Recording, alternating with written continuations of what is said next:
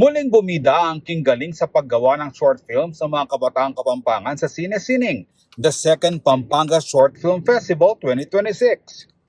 Ginawaran ng parangal ang mga pelikula, artista at mga individual sa likod ng kamera sa ginanap na awards night ng festival nitong Martes sa The Orchid Garden sa City of San Fernando, Pampanga. 10 paaralan na kinabibilangan ng local colleges, state colleges at universities at private institutions ang lumahok sa patimpalak na sumentro ngayon sa Kapampangan Arts and Crafts. Of course, our main objective is the preservation and conservation of our culture, of our arts, particularly in boosting our tourism sector in the province of Pampanga. And of course, another one, it is evidently and clearly na itong mga kabataan kaya nilang ipasa sa susunod pang henerasyon ang kanilang mga ginagawang pag-grab ng oportunidad na ito at ginagawang mga inisyatibo para lalo pang makilala ang lahing Kapampangan, hindi lamang sa ganitong patimpalak kundi sa national and international stages. Bilang kinatawan ni Pampanga Governor Lilia Pineda, sinabi naman ni Board Member King Nagit ang Sine-Sining ay selebrasyon ng pagkamalikhain, pagsasalaysay ng kwento at sama-samang pagnanais na mapagyaman at maipromote ang kultura at sining ng mga Kapampangan. Today, we gather not only to recognize exceptional filmmaking, but also to celebrate the remarkable talent of our young people. Through the lens of a camera and the power of storytelling, our students have captured the richness of our history, traditions, values, and the vibrant spirit of the Kapampangan pride. The youth are the storytellers of today and the custodians of our cultural heritage tomorrow. And by encouraging artistic expression through film, we empower them to appreciate their roots, embrace their identity, and share the unique stories of Pampanga with a wider audience. Panauhing pandangal sa festival ang world-renowned sculptor at painter na si Willie Layug ng Betis. Hamon niya na sa kabila ng AI at makabagong teknolohiya, hindi raw dapat makalimutan ang kinagistang mga tradisyon. While these developments offer exciting opportunities, this also challenges us to remain rooted in our identity. Yung pamangobra tamok yung kultura, aliya dapat milakok yung panahon. Our traditions should not disappear because the world is changing.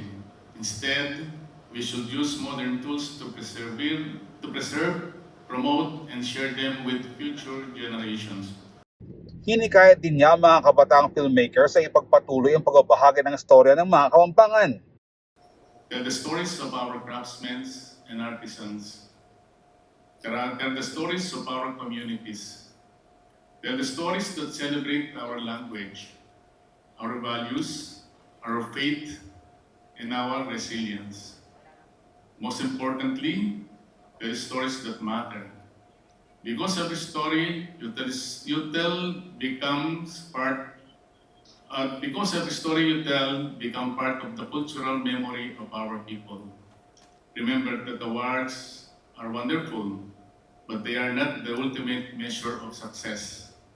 True success happens when your work inspired others, strengthened cultural pride, and helps preserve what is valuable for future generations.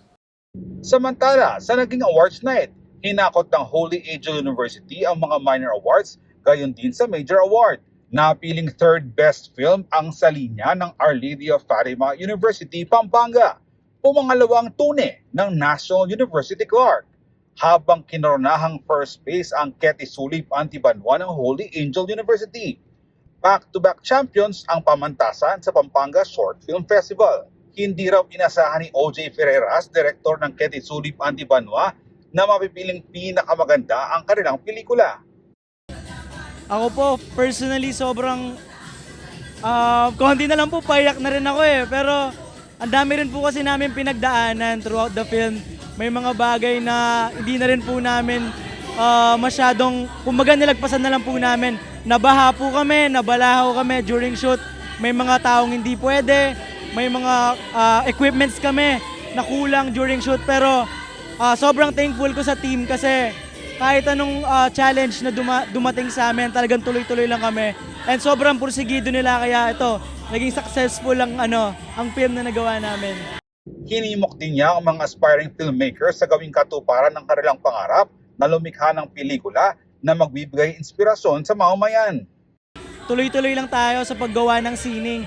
Ako mismo, nagsimula na din ako nung bata pa lang ako. Actually, bata pa lang din naman po ako ngayon. Pero andito ako ngayon, who would have thought na kasama ko din yung mga young filmmakers sa likod ko. Di namin na-expect na abot kami sa gantong stage. Kaya tuloy-tuloy lang tayo, magsumikap lang, mag-shoot, mag-film, gumawa tayo ng mga storya natin wherein we can inspire, motivate, and help other people to our stories in film. Kasi hindi mo alam, baka bukas nasa big stage ka na at tumatanggap ng mga award. Hiling ni Ferreira sa magtuloy-tuloy ang ganitong mga adhikain para pahalagahan ng mga kabataan ang sining at kulturang Kapampangan.